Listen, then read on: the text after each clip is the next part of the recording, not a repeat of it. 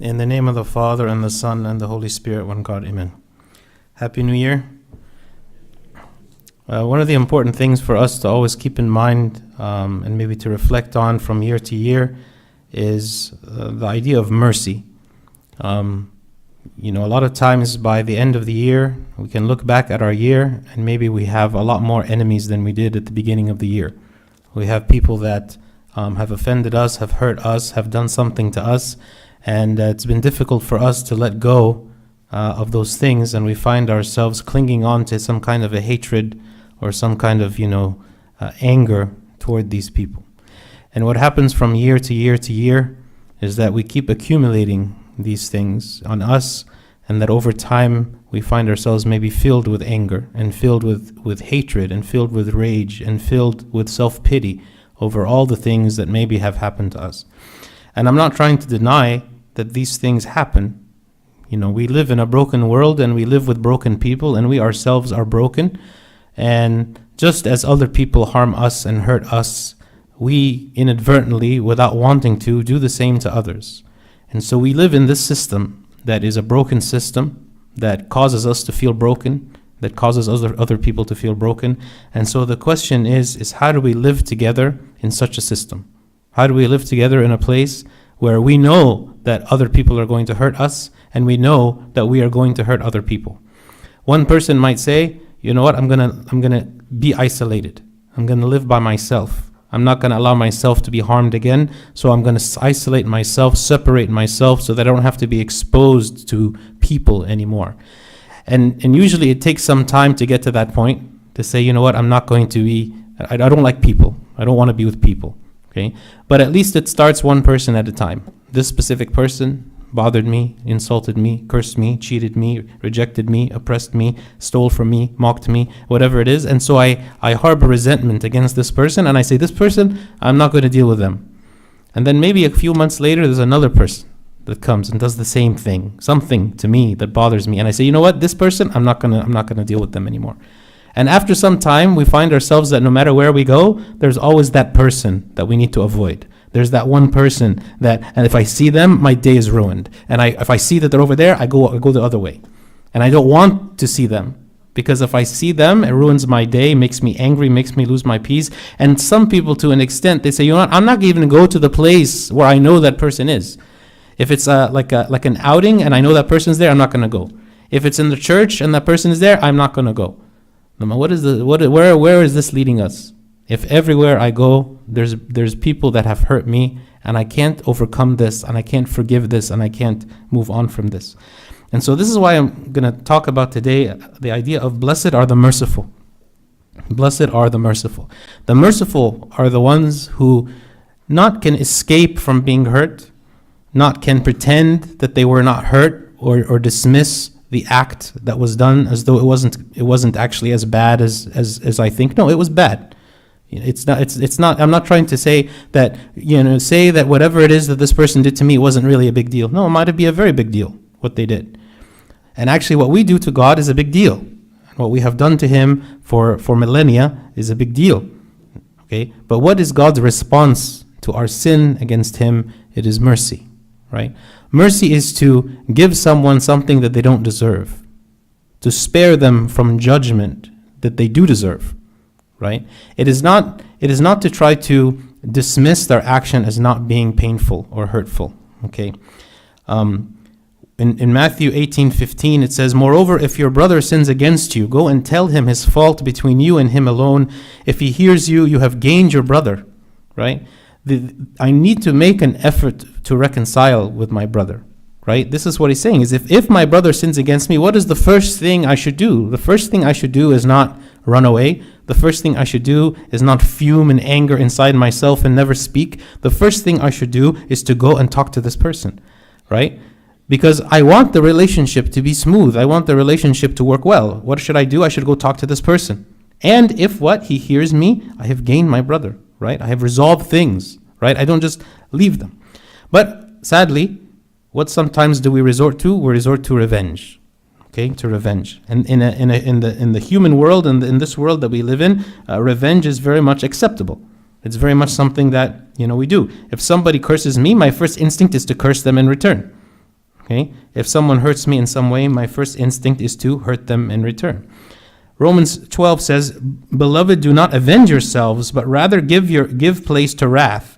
For it is written, vengeance is mine, I will repay, says the Lord." But we know all of this because we are Orthodox, and we know that revenge is bad, and none of us would ever admit that we actually revenge, because that's very not good, and no one wants to be that, right? So instead of revenging, which seems so obvious, right, we do what? We label people. Okay, which is much less obvious, which we feel justified to do, and we feel that is necessary, and we feel that, okay, maybe I'm not going to take revenge against you, maybe I'm not going to go hit you the way that you hit me, maybe I'm not going to blurt out the same curse that you blurted against me, but I will label you as a certain kind of person, and I am better than you, right? And this is the bottom line. We label people. If someone was rude to me, we label them, this is a rude person. We categorize their whole personality as, you are a rude person. If someone says one bad word, then you are a mocker, you are an insulter. If someone steals one thing, you're a thief. You know, if someone does one thing wrong, like one thing wrong in traffic, like somebody cuts us off, they're automatically a bad driver, right? Because of one incident. But when we do the same, when we cut somebody off in traffic, whether intentionally or unintentionally, when we accidentally say something that we shouldn't say, when we do something out of anger that we shouldn't do, we don't label ourselves that way. We don't say, you know what, I'm a thief, I'm a bad driver, I'm an insulter, I'm a cursor, we don't label ourselves this way, but we're very easy and quick to label other people this way. And this says something about us as Christians, that even though to a large extent we might avoid the idea of revenge directly, but this labeling is an indirect type of revenge and a judgment that we make on other people. In Matthew 7, it says, "Judge not, that you be not judged, for with what judgment you judge, you will be judged, and with the measure you use, it will be measured back to you." Right? So if we're going to have some kind of a judgment, God is going to use this judgment, saying, okay, this is the judgment you use, I will use this judgment against you. And if we're honest with ourselves, we find this judgment that we apply to other people, if God were to use it against us, we're going to be in big trouble. Very big trouble. Because there's no way I can escape judgment, right? When I am the judge. When I am the judge, I judge unfairly. When I am the judge, I'm biased in my judgment. And so if God uses that same judgment against me, then we really have no hope. Okay? So we look at ourselves and we always consider ourselves to be like diligent, moral, creative, hardworking, upright people. This is the way we label ourselves, but we tend to label other people in a different way. And so this is why there is an importance for mercy, right? Mercy means what? Someone did hurt me and harm me, but instead of giving them what they deserve, instead of them receiving some kind of a punishment for that, instead I will give them mercy. I will forgive. I will. It doesn't mean that I downplay what they did. Right? But in order for my life to function, in order for me to receive the same mercy from God, I must show mercy to people. I must show them mercy. Even if they harmed me, even if they did something that really hurt me, I have to show mercy. And even if that mercy, if it's some very extreme act that they did against me, that makes me feel like I can't even be in their presence anymore because I'm so disturbed, but at least inside of me, I have forgiveness. Inside of me, I don't hold against them what it is that they've done, and I see myself as them. I am them. I am the same as them. I sin just as them. I do just as them. I am not any better than them. And if I look at myself and I think that I am better than them, it's maybe because I don't know myself very well. Okay? And our society needs mercy. If you look at the world that we live in now, maybe at no other time in history has there been less mercy than there is now. Okay? What is the definition of mercy? It's compassion or forgiveness shown towards someone whom it is within one's power to punish or harm. Within one's power to punish or harm. Meaning it is within my ability to punish you, and yet I choose not to. I choose to show you mercy. We always speak in our society about how our society is becoming much more tolerant. You know, we're very tolerant of different groups, and we're tolerant of different beliefs. But what is the true definition of tolerance? When someone offends me personally, okay, when someone harms me personally, how tolerant am I of them? Do I feel tolerant in that moment? Do I feel like, I'm still able to forgive this person. I'm still able to have a relationship with this person. I'm still able to move forward with this person. Or do I feel so offended saying, you know what, you're a bad person. I'm going to label you. You're a bad person. You're a deceitful person. You're a gossiping person. You're a thief. You're whatever it is. And so I can never deal with you again. Okay. True tolerance is to have patience with those who personally offend us. Okay? True tolerance is to give people second chances and not to judge them from the very first time. Okay? True tolerance is to forgive people that have harmed me. Okay? And if we can't do that individually, then we can definitely not do that as a society. There's no way we can say that our society is a tolerant society when each of us individually is very intolerant. And this leads to many things. For instance, we speak about, for instance, in our schools that we have a problem with bullying. Right? Bullying is like an all-time high, very, very bad problem that we have. And what is the solution that people have in order to try to curb bullying? They make policies, right? Like educational policies, and they say, you know what, we're going to have a zero tolerance policy for bullying. Anytime there's bullying, you're going to be punished. You're going to be kicked out of the school. You're going to be suspended. You're going to be whatever. And we try to scare people out of bullying other people. But when these kids go home and they turn on the TV, what they see is an entire world of adults bullying one another. You turn on TV shows where people are constantly making fun of other people. People are constantly pointing out the weaknesses and faults of other people. In the news, the news is constantly nonstop, like what it is, it's a constant nonstop 24-hour bullying session. You're bullying everyone about everything, and there is nothing but bullying. Very little actual news, very little actual facts and information, because even the facts and information have been twisted to make one group or one person appear worse than they are, because I hate you, because I am against you. So when our kids grow up in such a society and in such a an atmosphere, of course they're going to be bullies, because this is what adults do. If I as an adult cannot forgive, then how am I going to teach my kids to forgive? If I as an adult pick out all of the weaknesses of other people and make them known, how are my kids not going to do the same? But if our kids, on the other hand, they see that we are hurt, but yet we forgive, and they see that we ourselves, when we hurt other people, we seek to forgiveness, and we want to reconcile with the people that we hurt, and we apologize. Okay, this is going to make things much, much better for us and much better for our children, that we live this life of mercy as God Himself has shown mercy on us. And like I said, this is a problem for our whole society. Why is this happening? Okay, I think the main reason that this idea of lack of mercy has come up so much now than it used to be. We used to have, anyone who was alive 50, 60 years ago maybe can attest to the fact that our society back then was much more civil. We had a lot more respect for one another. We had much more careful about what we say, what we don't say, not wanting to hurt other people's feelings. What is it that's changed? Well, I think what's changed is that we have a lack of self-awareness today. We have a lack of self-awareness. I have no idea who I really am. And because of that, I feel that I am perfect and I have no flaws and no weaknesses and no mistakes. I'm not familiar with them because I don't try to discover them. I don't examine myself. I don't look at my actions. I don't do anything because I have no time to do it. We have become blind to who we really are. Our whole society as a whole is very, external, focusing very much on the external and very much on the internal.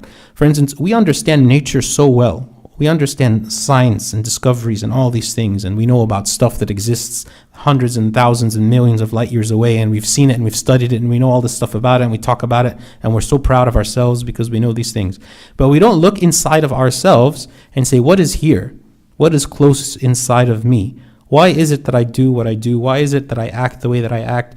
Why do I have the thoughts that I have? Okay? We don't know ourselves because we've lost touch of our own psyches, our own personal weaknesses, our own strengths, everything. And because I don't know myself, okay, I find myself always judging other people, not even realizing that I'm doing the same thing that these people are doing, except I do it in different times, in different ways maybe than they do. If you look at how much time we spend now just silent. How much time do I spend silent? I mean, I'm guilty of this too. How many times, we're stopped at a stoplight in the car, and the first instinct we have is to pull out our phone and do something.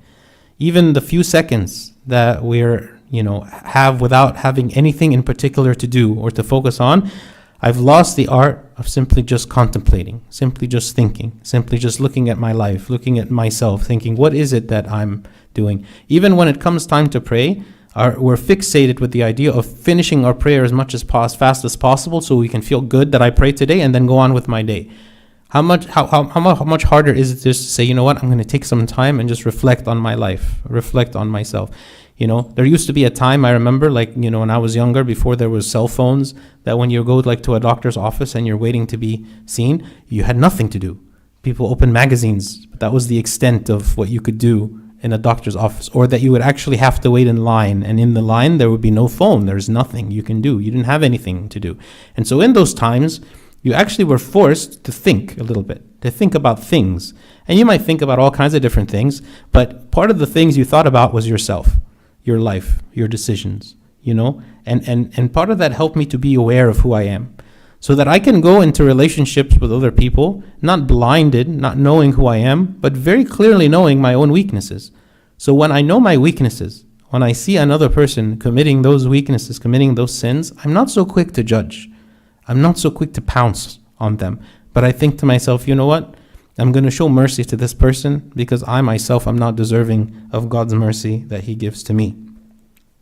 What are some consequences of this problem of not having mercy? In Matthew 5:7, it says, "Blessed are the merciful, for they shall obtain mercy." Right? When someone is merciful, they obtain mercy. When I have mercy for others, I receive mercy for myself from two different sources. Okay? The first source obviously is God. He is the source of mercy. I want to receive God's mercy, so I must be merciful. Again, God will judge me according to the judgment I use for other people. But another one is I receive mercy from people. If you have a reputation for being a merciful person, if you have a reputation for, not trying to bring to light the weaknesses and the mistakes of others, then other people will appreciate you for that. Other people will look at you and say, this person is a very kind and good person. I feel comfortable being with this person. They will respect us because we are merciful to them, because we cover their sins, because we're not so quick to jump on every weakness that they have. And unfortunately, this is the world we live in. For instance, let's say in a work atmosphere. In a work atmosphere, if somebody makes a mistake, if something wrong happens, the first thing everyone tries to figure out is who is to blame.